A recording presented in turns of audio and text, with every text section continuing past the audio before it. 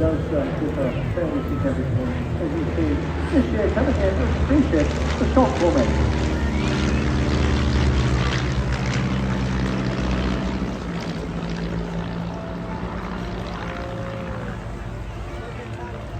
Spotters a monkey will have spotted the little tail wheel on the end. They also have brakes. The Bergamot didn't have any brakes, and these got an extra set of ailerons as well.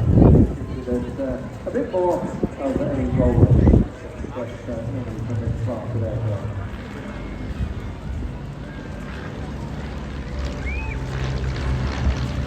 Emulating many of the previous formations of early years, one of the most well known was the Rockman formation team that operated 4 stomps during the early 1970s, prior to them moving on to the pitch special, and the legendary Neil Williams, who came second in the final of the Lockheed Trophy, flying one of these aircraft here today.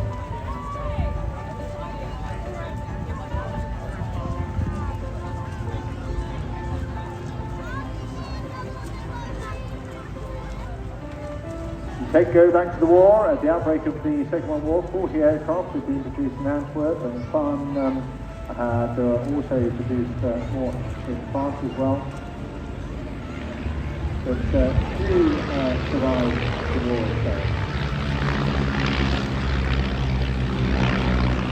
You see the wonderful colour scheme, the formation led today by Richard Ward. He goes through a series of really gorgeous, elegant returns, wingovers, rolling,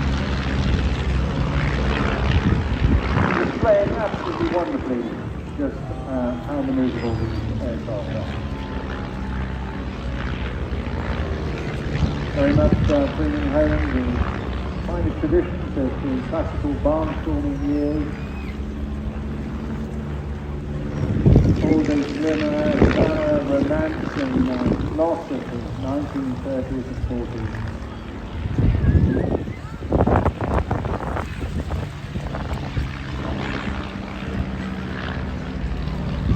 And their agility and manoeuvrability enables them to absolutely contain this into a relatively small piece of airspace as well.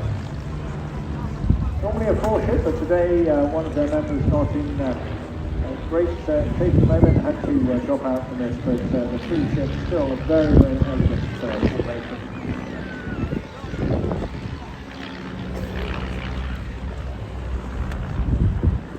Very able to fly up to around 130 miles an hour.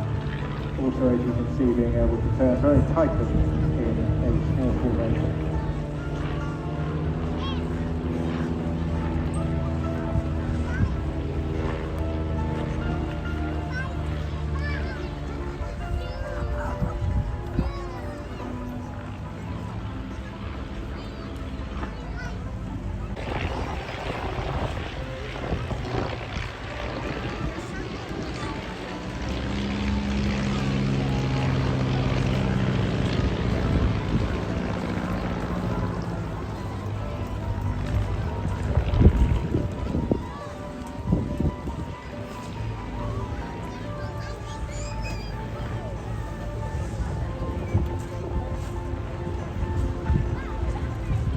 An extraordinary number of these were eventually built, just over 1,000 of them.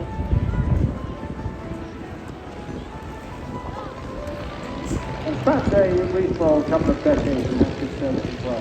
First flying in 1933, not being retired, but was in 1970, and he used a French air.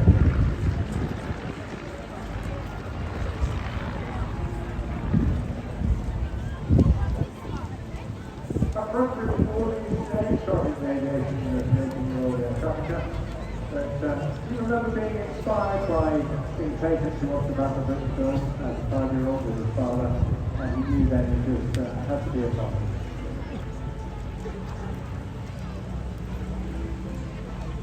He had the pleasure of being introduced to this on his first flying scholarship by the very well-known Barry Sanders, something of a legend in our world, and a man who drove the great success of wing walking some 4 5 decades ago.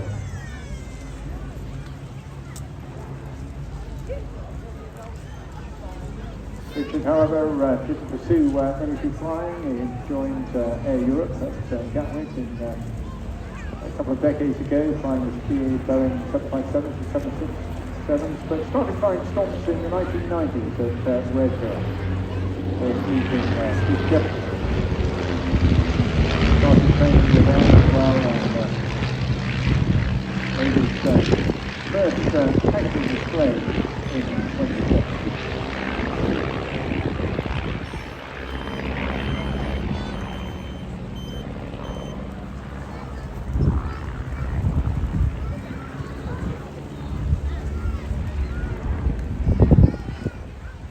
Flying up to Richard Meredith, a retired school teacher. He also had to go to early military flying, joining the CCS and completed glider flying scholarships, flying with the University Airshow on Chipmunk.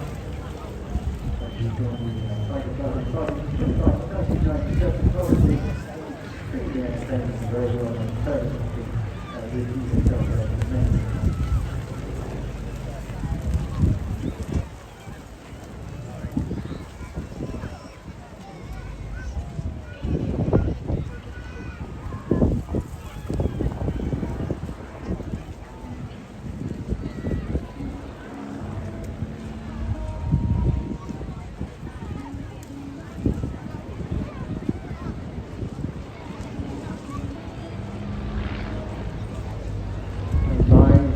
Lancaster now. What a beautiful sight that is. Not just the delightful colour schemes. The course yellow predominantly features on a lot of aircraft, particularly in the training bar, because that is what we refer to as a high conspicuity colour.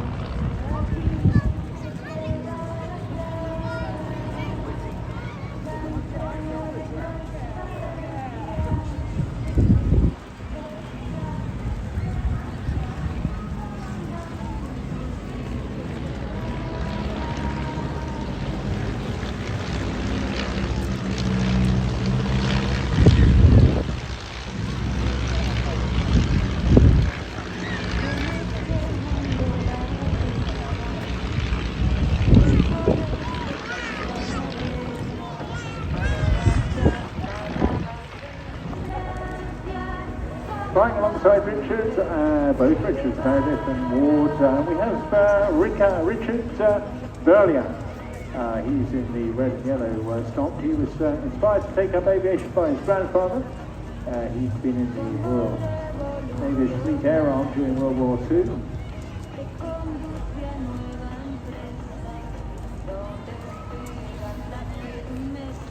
He actually learned to fly across in the US, initially in New Jersey, working on his private pilots, and then California, getting his CPL. Stand by now as they're coming in for a break. A great photographic opportunity coming up. The Bishop Road.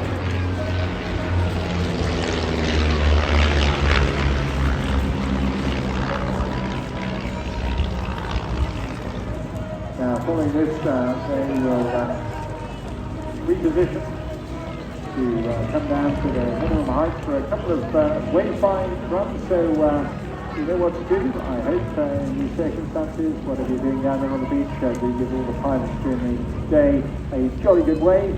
It's a great way of them feeling the appreciation of your enjoyment down there on the beach.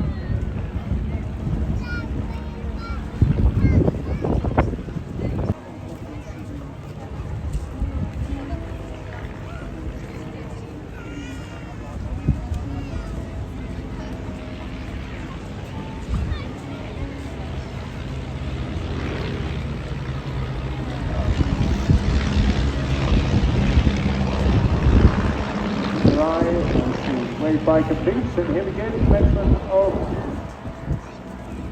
the full envelope of what these wonderful aircraft can achieve.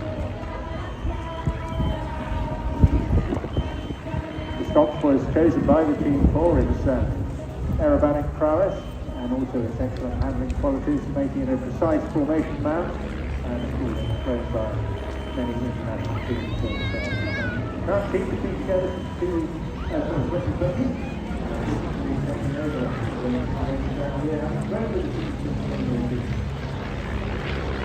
contains nearly the senior various venues such as Stratford, Old Warden, Provost, Ragley Hall, and most famously, Farnborough International. And last year was seen by more than 150,000 airshow guests.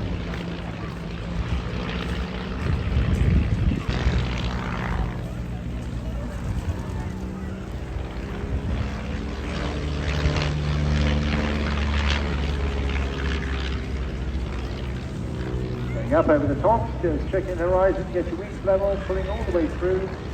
Going with the move, of course, to level out exactly where you start. With terrific ease, just continuing that motion going, this time a half cuba, where you just kick the stick forward a bit, just check it, and then roll the wings to 180 degrees before you finish it.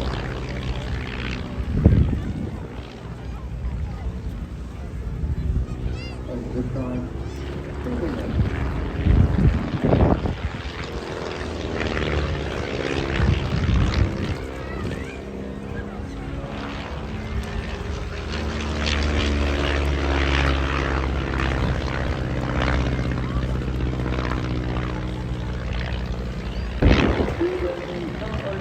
Paul Anderson, who is the company second behind the scenes, designing the car.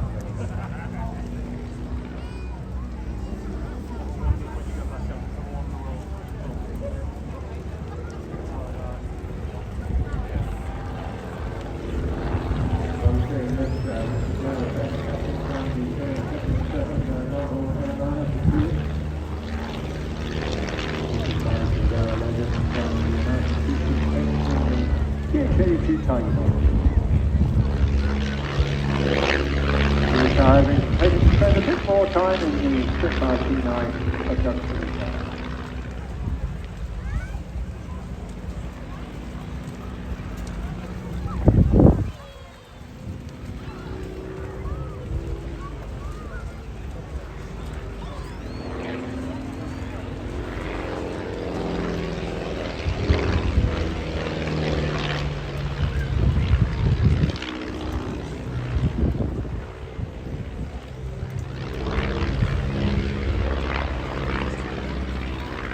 Comes to that loop, pushing up now, holding it till the airspeed leads off, putting it into a stall turn, a big spoonful of rudder, tipping the wing to 180 degrees.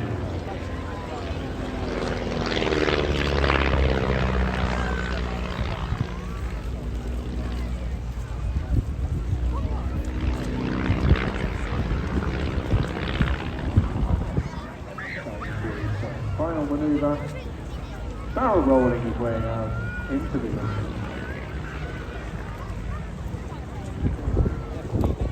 And I think just once again,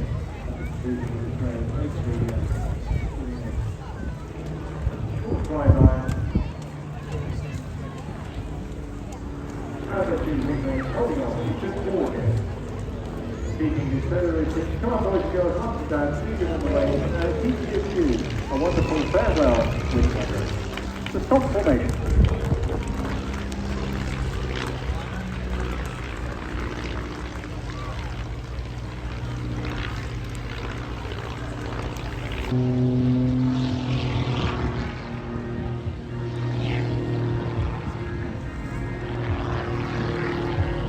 Well, that was just the start of what is going to be a very dynamic for you. And the history of these aircraft goes back a good way, back into the 40s.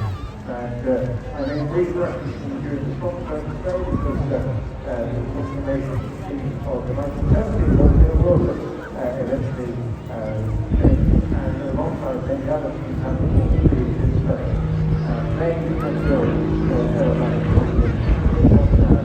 Oh, literally, wasn't like that, all the work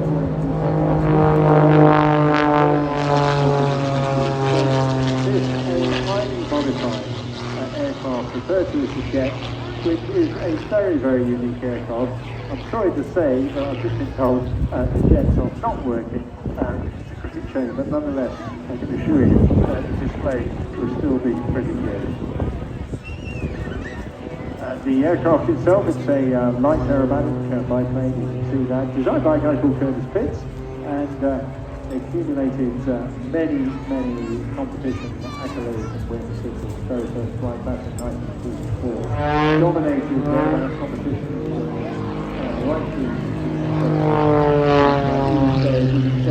the patient competition as well in many of the lower categories, having been developed by things like the 41 and the H230s and the like. But we'll go through a whole library, bibliography of different maneuvers now, pinwheels, hammerheads, gone through that. Roulards, we've got the whole mix, and the great thing is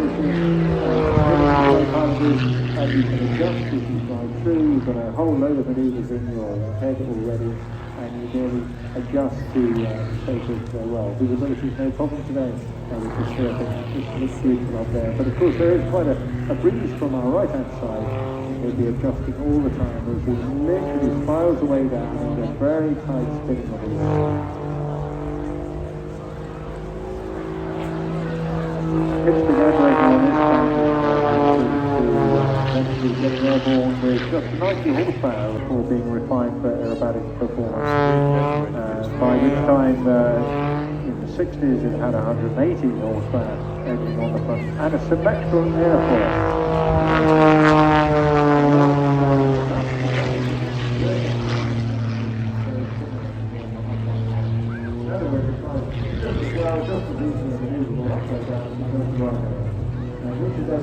Literally leads away the airfield, acting on the edge, takes a big bit of rudder, big wheels it down, through the heat.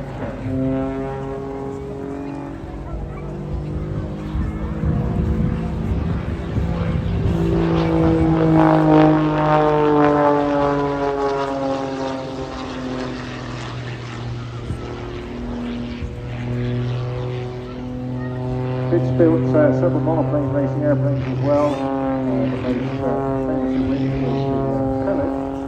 But he also started doing a picture of a skunk on the side of many of his aircraft as well. And produced a little monster. Betty Skelton's aircraft still available today. Slow down the Smithsonian Annex at Dulles Airport across the pond in Washington.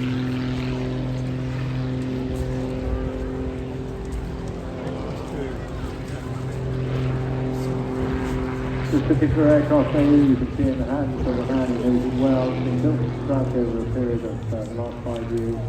And based on the fixed STS being developed, but incorporated many modifications.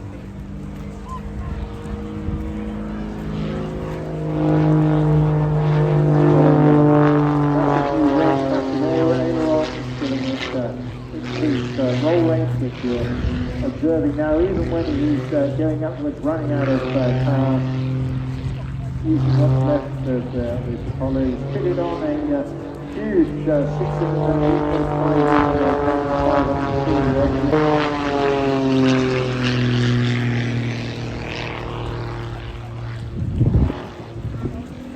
What we sadly can't hear today, because they've obviously got tech, as we say in the business, of the two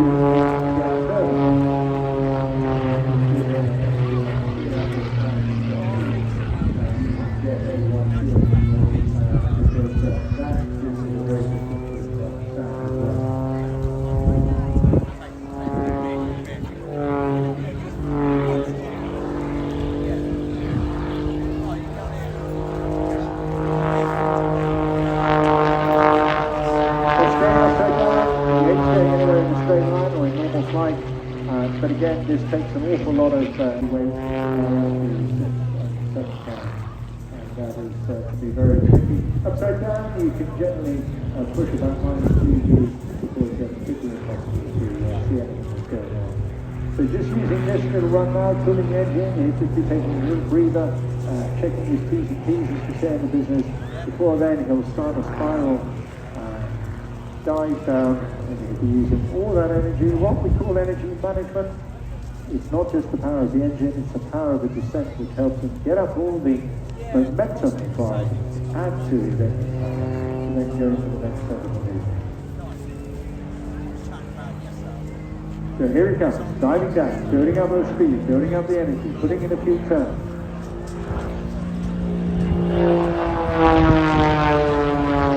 In the weight of the engine just take over and bring it back towards a forward spin.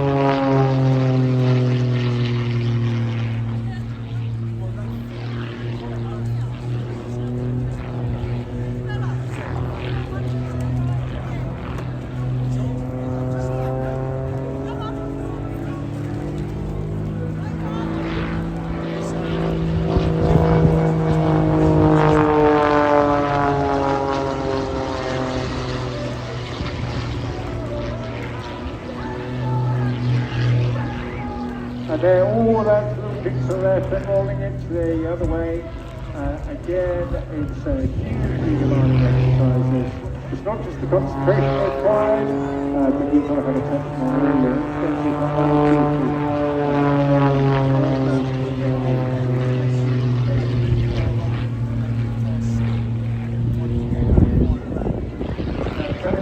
I was saying the 7 hours pumping away in gymnasium. Very, very hard work, very demanding, and you need to train and be prepared for it. Very much like the Formula 1 drivers, equally so. Constantly displaying this extraordinary rail race at the same time. Pushing against himself as well. Now imagine what that is like. Going on through a humpback bridge and then just going even higher and higher and higher before you come back. He did in the way he's going to go fine.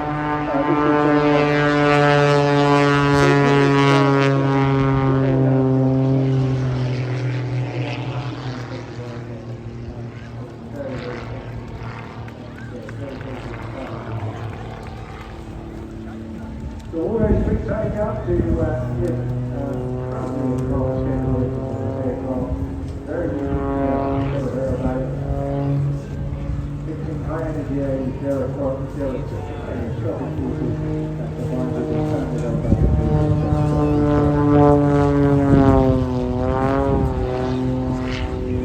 Now here we go. If you have a chance, if you push up a little higher, this time down, and if you don't get it still got one practically. This power play on the front, just letting it hang on that just the airspeed.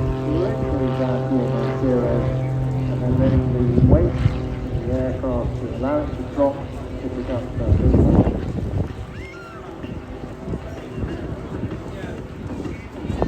almost hovering like a Harrier.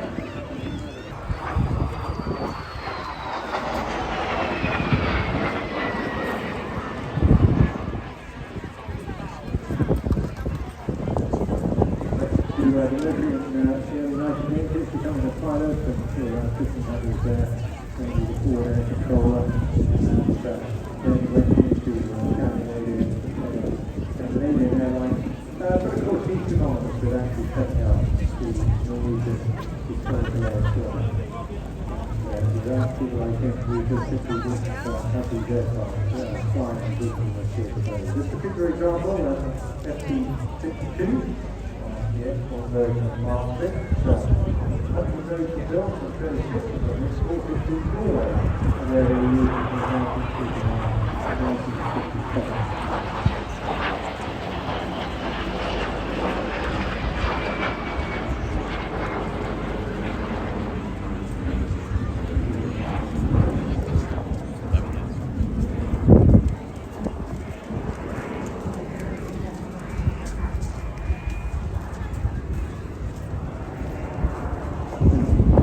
Air Force historical organisations dedicated to keeping some of these unique aircraft in the sky.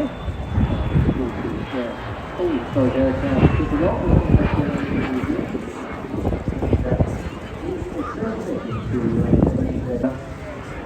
enthusiasts out there may well notice that this aircraft is yesterday in New Malta.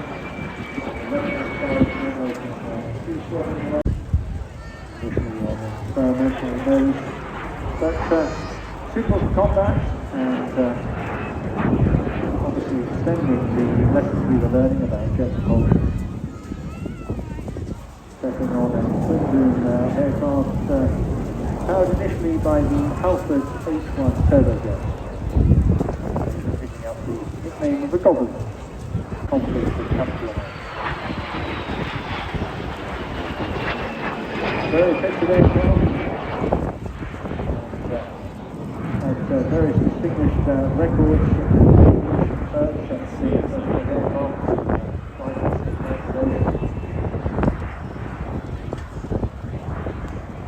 And remained in frontline service with the Royal Air Force up until 1993. Hands to the sterling job.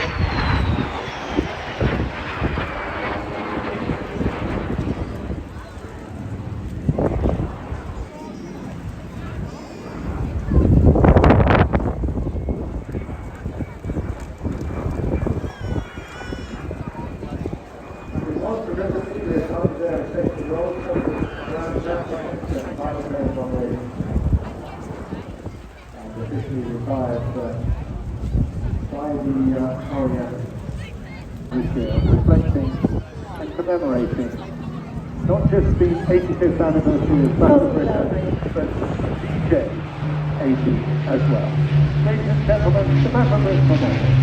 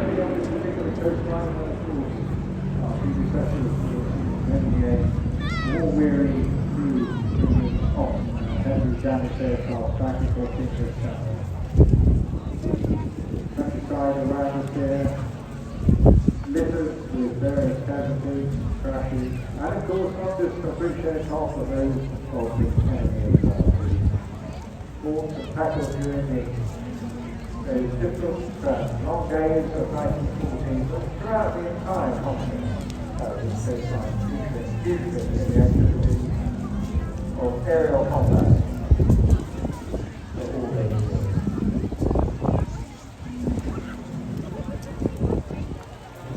Fitting in this anniversary double year of both the picture in Europe, picture in Japan, and the 85th anniversary of the battle. As pointed is that we should have them here joining us today, underpinning that commemorative activity, which will be marked tomorrow across the country at 12 o'clock with a 2-minute silence.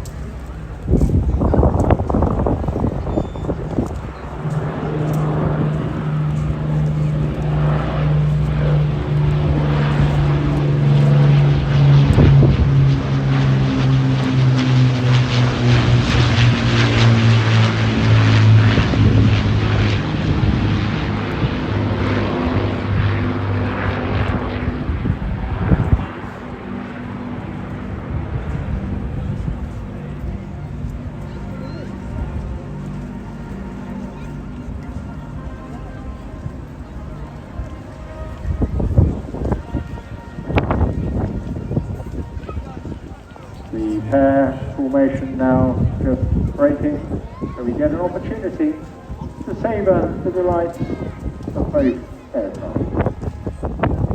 Hurricane stayed in the hands of leader Al Lucking.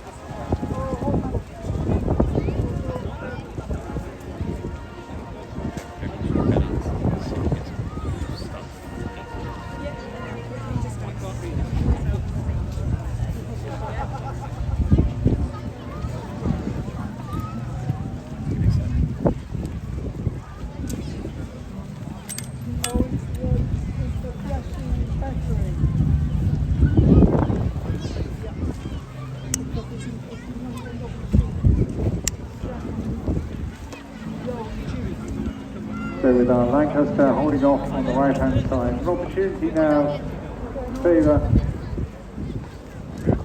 the wonderful and venerable Hurricane. The aircraft at the forefront of the intense activity of 1940. One of the classic fighters of all time, designed and built forefront of Britain's defence. Not just in the Battle of Britain, but of course right through until the conclusion of victory in VJ Day, which we will celebrate. Brainchild of Sir Sidney Cam, an extraordinary designer who went on to design the Typhoon, the Tempest, the Hunter and the Harrier as well. Off the Hawker production line at Langley in 1944 with the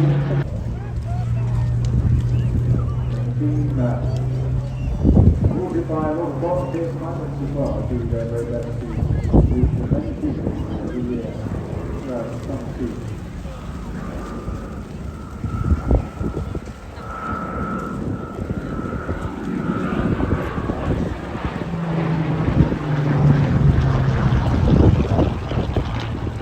The flight itself was put together in the mid-50s, formed out of three initially March 19 Spitfires that gradually built up over the years. This particular Hurricane was purchased back by Hawkins in the intention storage.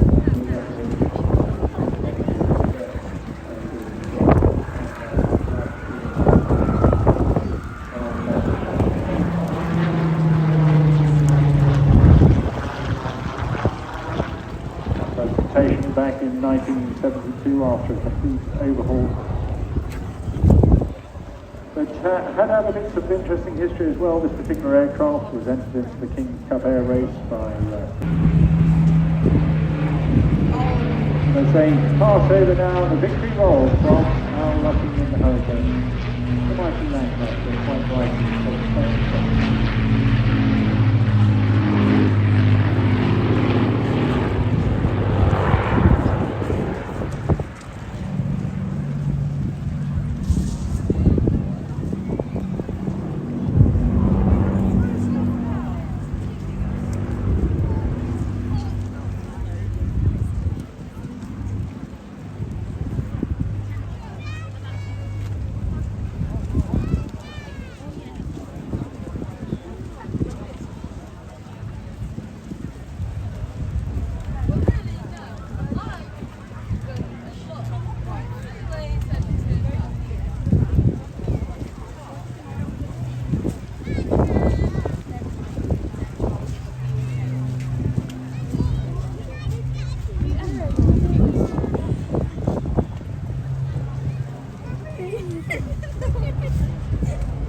Parts played by the crews were simply immense. Casualties half-made, with the performance and effect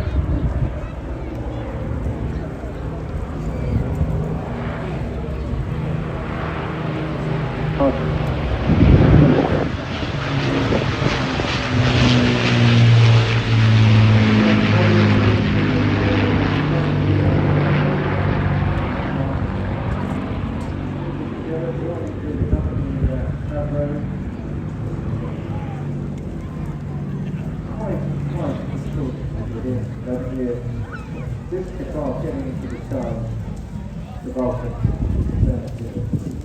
That's pretty well ingenuity and capacity of this engineering in addition to many pilots.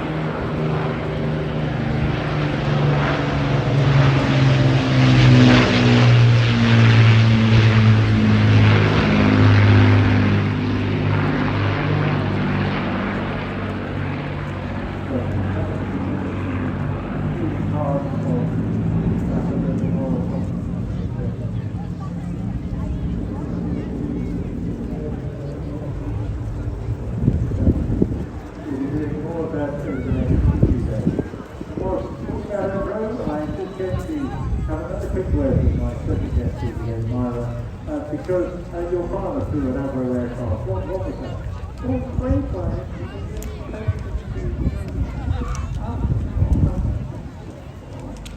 And that was to help to organize a boat route to Australia and also to help with the race to Australia. So many, one of all of them got to go out with us. We have to do with that. And at the end of the thing, they were given onward training. And we given we brought it back to England. We went to where he was living. And we applied for it. Oh, yeah?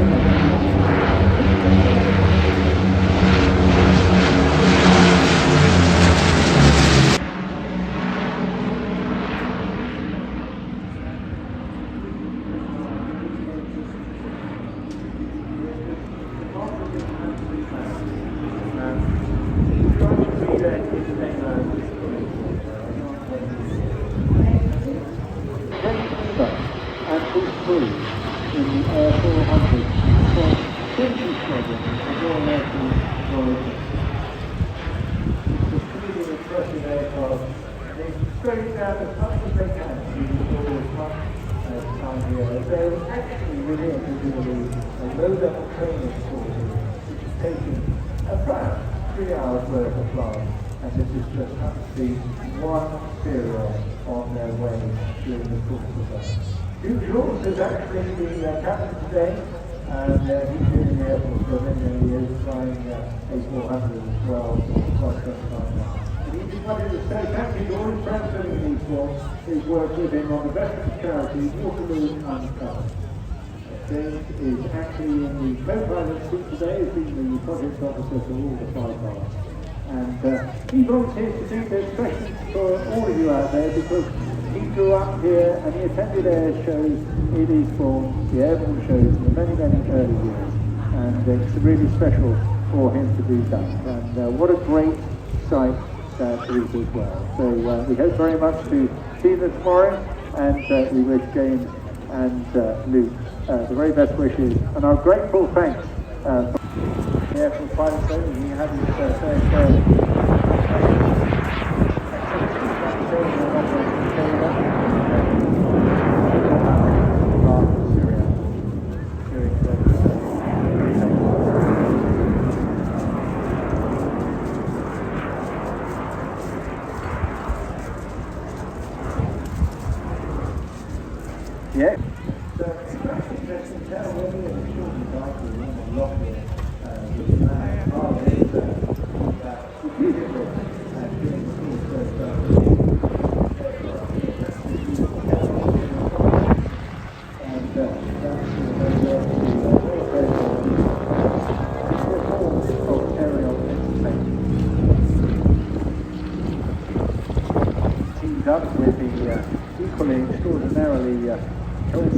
eventually named Dare, who then ended up, basically she started off as the world's very first female wing walker. And between the pair of them, they would actually, in those days, move from one aircraft to another. Of course, safety a little more at the forefront of flying displays these days, particularly for these the aerosuperbatics website, or just go skywingwalking.com. A bit like riding.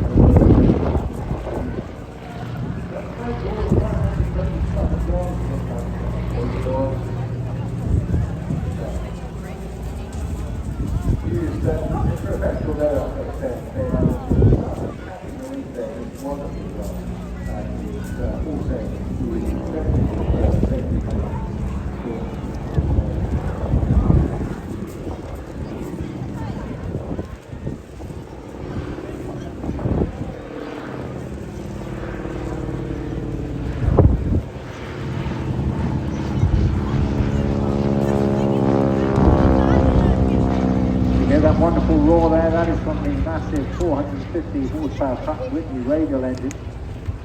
Got a 10-foot diameter standard Hamilton propeller. And when all the levers are fully forward and the prop is in fully fine, the tips virtually go supersonic, and that is the wonderful roar that you will hear.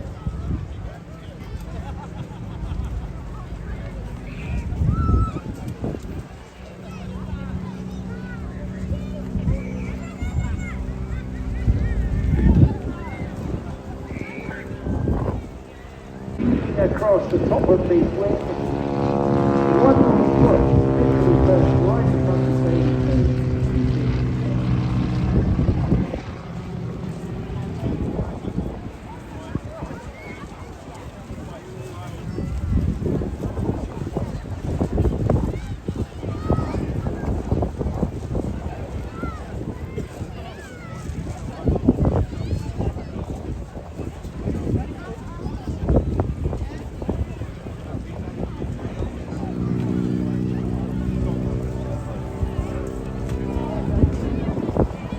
So we don't do any coming by now, and we'll be moving around there. From the harness. And here he comes now on a good wave right now. I'll say, what have you got? Come on, boys, tell us something. Give them a smash as way you see there, working really hard. Down. Wrong.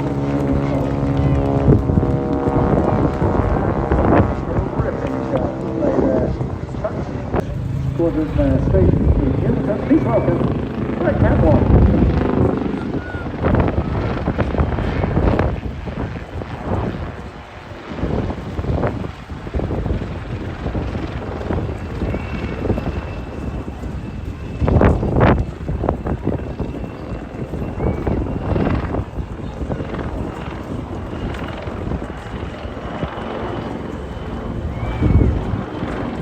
They've been a popular feature, the team itself, with two on the airshow circuit since way back in 2001. They were known as the pair originally. Now it is the follow-on aircraft. There's a big group designed by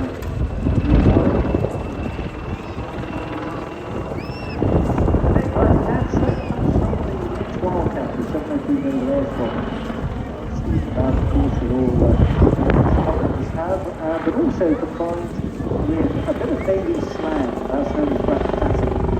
See about trying to get one over on the tram or doing something better than something else. Coming up into a close hover now, you'll see the dexterity, the movability, and also the weight stability. And this will be, of course, essential for the duties that they undertake. Coming out on bobbing about in pretty nasty weather. Protecting the shores of the UK, but also doing some interesting work in far-flung places. Current Squadron, 85 Naval Air Squadron, was commissioned in 2014 as part of the Wildcat Maritime Force based at Littleton in Somerset.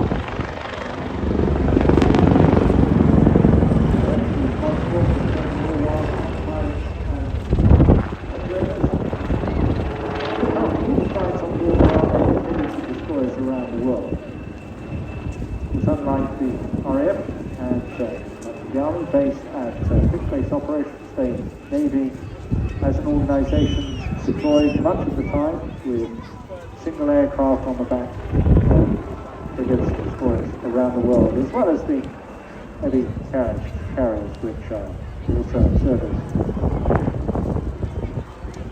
The Wildcat Maritime Force comprises of 825 and 815 Naval Air Squadrons, but also all the other elements that go into maintaining and training the crews for these aircraft.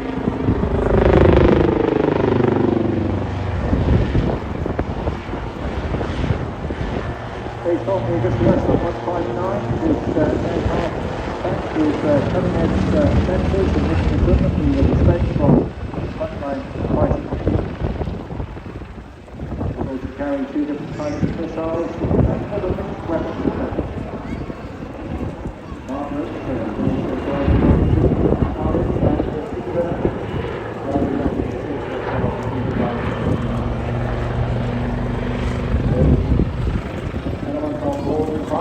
very, very clever.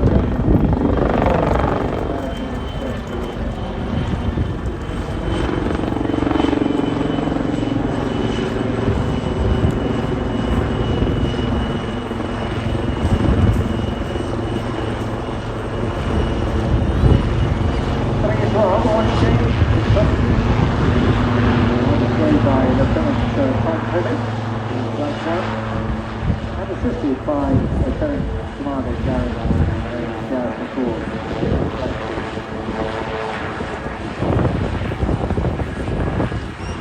View this upwards, representing on his background, he joined the Royal Navy in 2010 as a direct entry pilot, and by the Wildcats, deployed on numerous occasions to the Middle East, playing key roles in maritime security and counter-narcotics operations.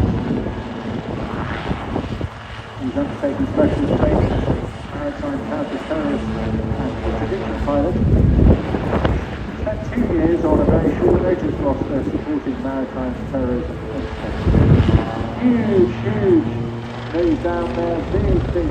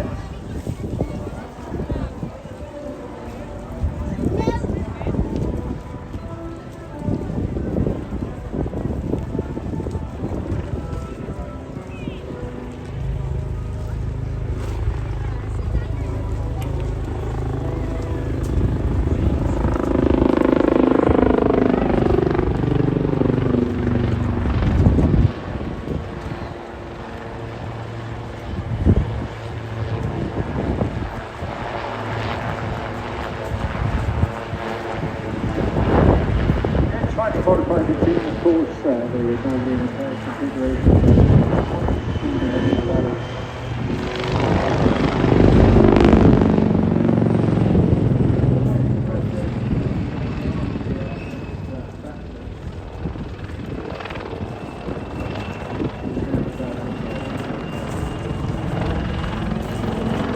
There's the Army and the Navy Wildcats are co-located in the station in Brisbane. Slightly different sensor and weapons to the course for a different role.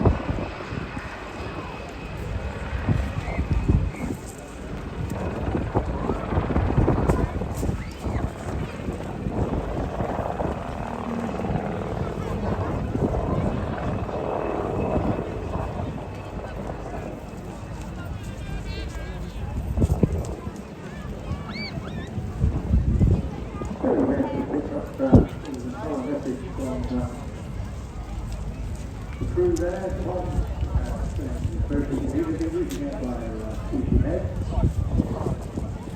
but with any luck, we will hopefully see the pair back in action over the course of the month.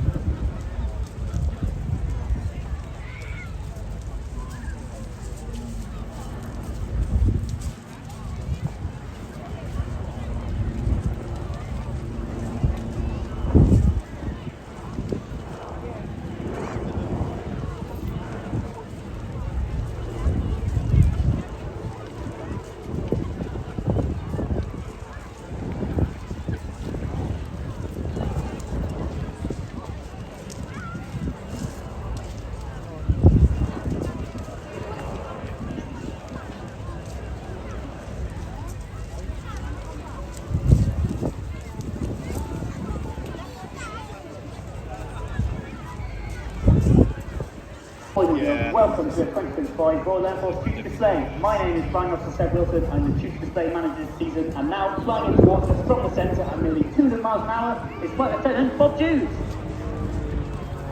As he pulls up, he converts his speed into height, for his first manoeuvre, the hammerhead.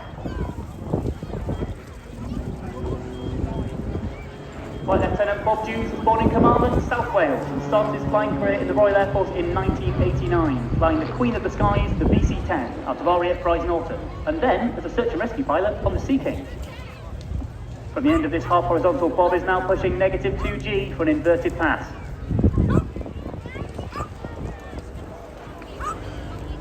This is Bob's second year with the Future Display. He's operating at a base height of 300 feet, except for two final passes at just 100 feet. The next two manoeuvres are a wing over and the ballistic roll, which Bob can use to gain energy for the next part of the team. Displaying the tutor requires careful energy management using particularly low energy.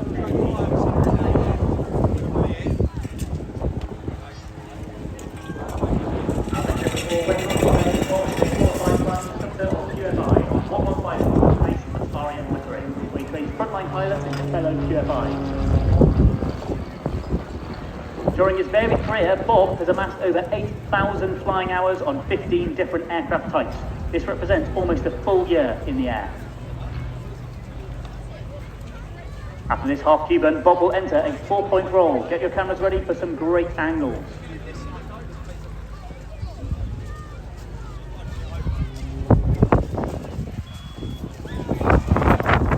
In the 4-point roll, Bob with protector. That's just 100 feet. The high tempo of operations continues today. Aircraft and personnel deployed around the world, operating with NATO and our other allies.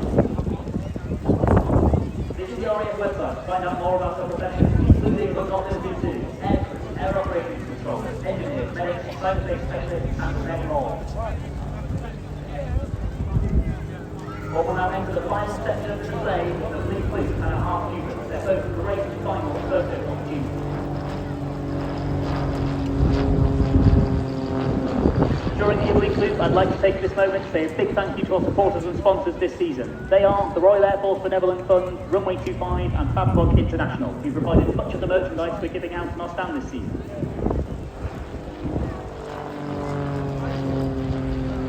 If you've got some great photos of the tutor today or any other, ladies and gentlemen, boys and girls, the 2025 Royal Air Force tutor display.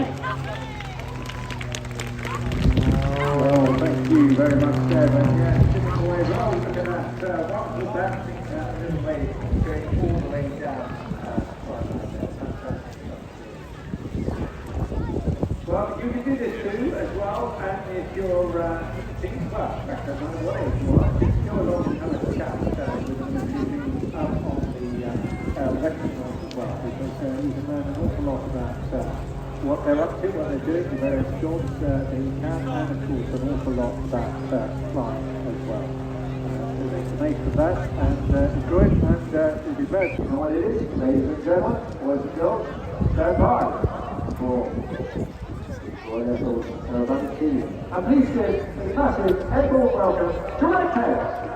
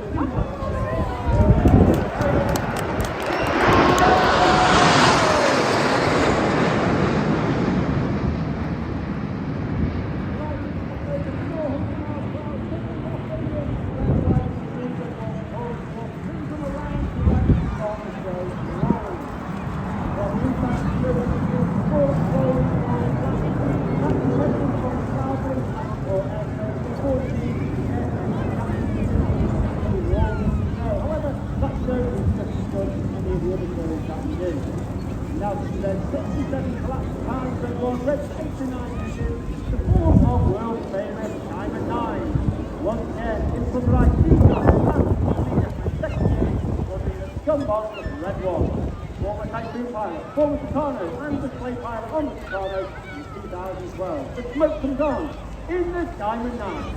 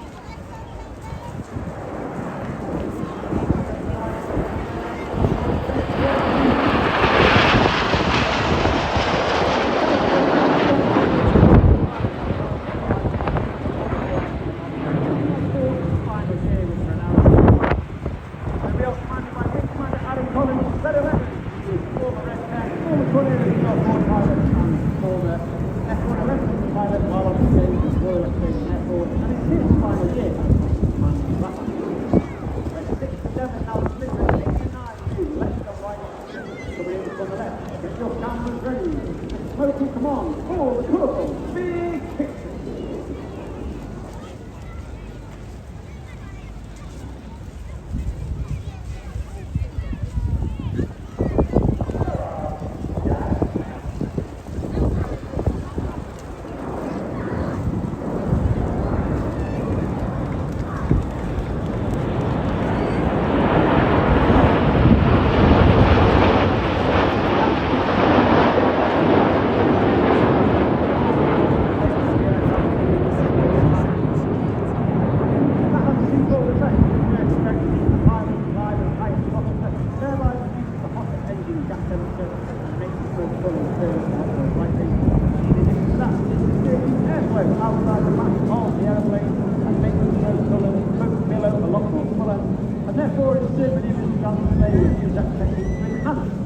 Of course, Red Arrow is not just about the pilots. They have a team of over 140 personnel, 120 there in the engineers, public relations administration, and they are known as the Blues. And there are a number of Blues today here at the RAF Village Tent. So please pop along, have a word with them, find out what they do in Red Arrow, and also what they've done in their Royal Air Force career. 6 and 7 sit behind Red 1, Red 8 and 9 sticking trails. Red 1 continues to bring them around to right for the most popular, if not the most popular, Red Arrow flight. Get your cameras ready. It's tornado time!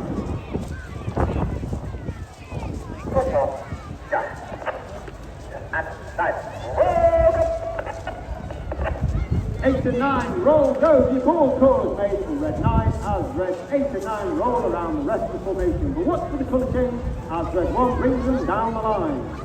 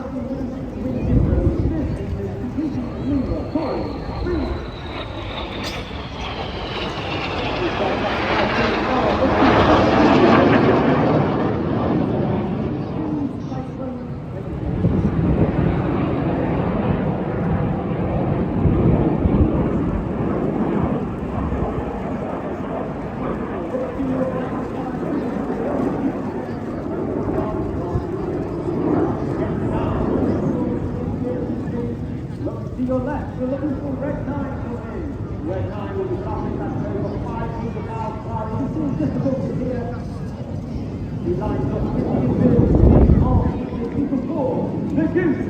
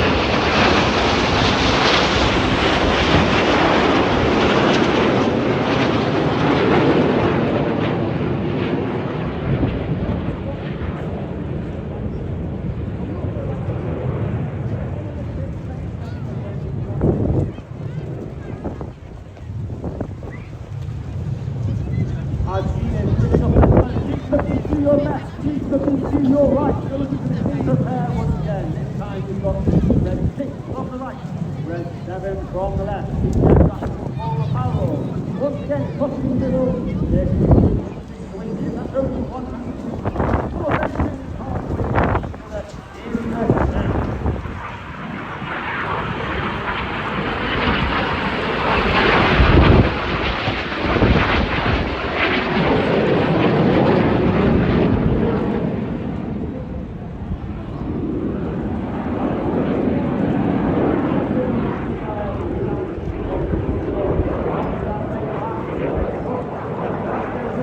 blue spread to the red to the home.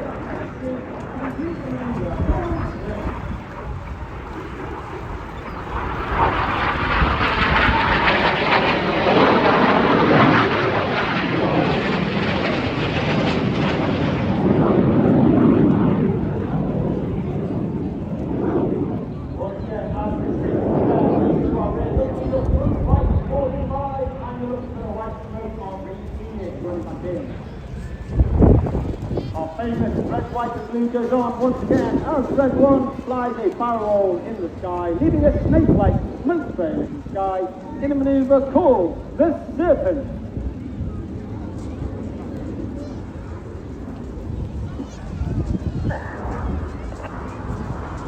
Another great opportunity to see our famous red, white and blue, only capable due to the smoke pod that's under the belly.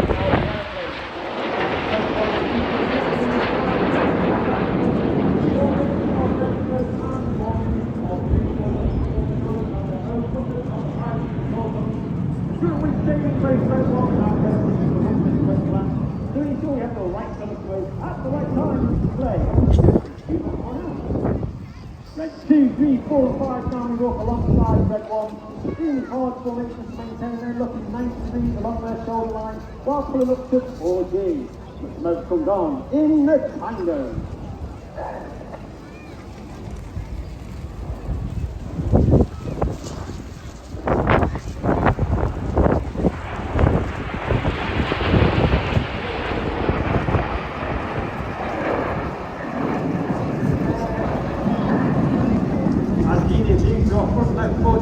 Keep looking to your left, looking to your right. You've got 6 and 9 coming from the left.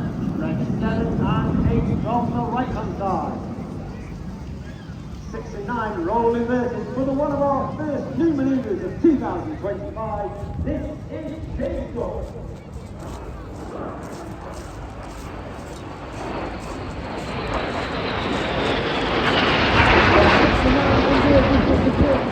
All the blood pushing to the head.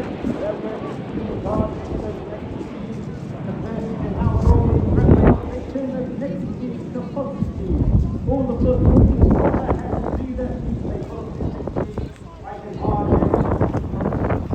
Keeping their eye on their 7 and 8 to the left. They drop in the middle, completing the change door maneuver. Cast your eyes to the left hand side, the nose light twinkling in the distance of the air. 2 and 3 roll round, 2 and 3 roll to the outside. Clear go, 4 and 5 roll to the outside. Roll hard through the new house.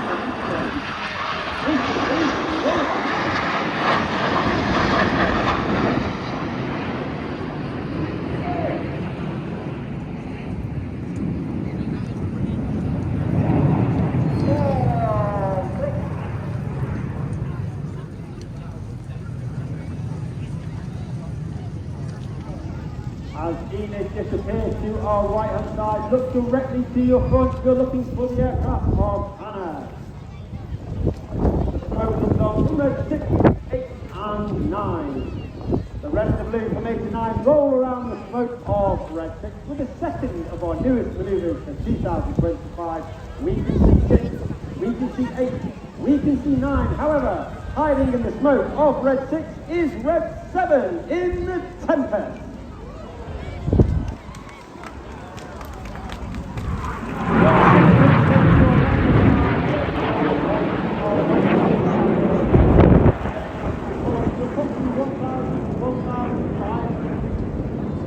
Hard back towards the sway line for their fine manoeuvre of the show.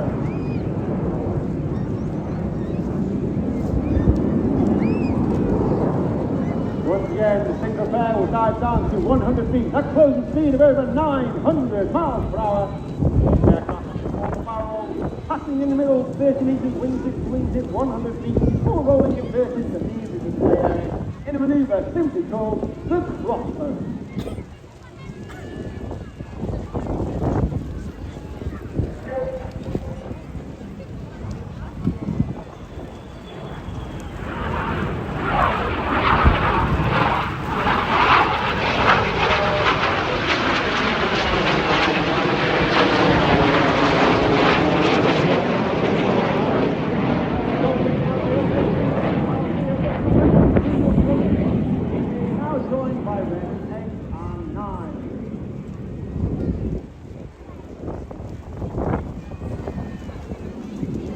gentlemen, boys and girls, it's been an honour and a pleasure. Please put your hands together for the 2025 Royal Air Force Aerobatic Team. It's the Red Arrows!